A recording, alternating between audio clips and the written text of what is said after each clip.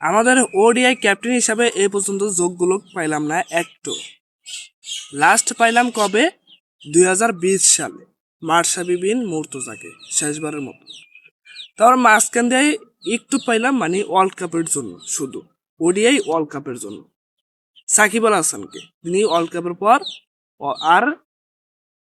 কাপের পর আর ক্যাপ্টেন্সি করেন।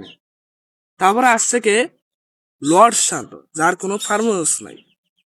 তিনি তো কয়দিন চালাইছেন, চালানোর পর তিনি গেছেন। তারপর আইসে কে? তেলবাস দালাল মেহেদী মিরাজ। তার কোনো নাই ফর্ম, নাই কোনো ব্যাটিং স্টাইল, নাই কোনো বোলিং এর দ্বার। তাদেরকে দিয়ে আমরা ক্যাপ্টেন চালাই এবং দলকে নেতৃত্ব দেওয়াই। এই অযোগ্য লোক দিয়া বাংলাদেশের নেতৃত্ব দেয়। যোগ্য লোককে আপনারা চোখে দেখেন না, অযোগ্য লোক দিয়ে আপনারা দল চালান, যার কোনো নাই ফার্মাস, যার কোনো নাই বোলিং এর দ্বার, নাই কোনো কিছু। একজন অলরাউন্ডারকে আপনারা ক্যাপ্টেন হিসাবে ঘোষণা করছেন, তার বোলিং এ কোনো দান নাই, ব্যাটিং এ কোনো জলস নাই। এই হইলো আমাদের ওডিআই ক্যাপ্টেন। মনের মতন ক্যাপ্টেন এই পর্যন্ত পাইলাম না।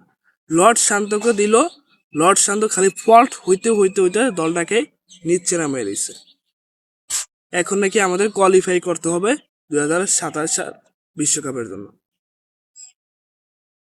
এই লর্ড শান্তকে দিয়ে আমরা হররবই খাইছে বাংলাদেশ ক্রিকেটে ওডিআইতে।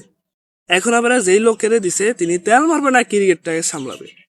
তেলের নেতৃত্ব দিতে গিয়ে তিনি ক্রিকেটের নেতৃত্ব দিতে পারেন এবং ক্রিকেটের জ্ঞান বুদ্ধি হারিয়ে ফেলছেন আমাদের এই তেলবাস দালাল ক্রিকেটার মেহেদী হাসান মিরাজ। আমরা সবসময় অযোগ্য লোক দিয়া বাংলাদেশ ক্রিকেট চালাই।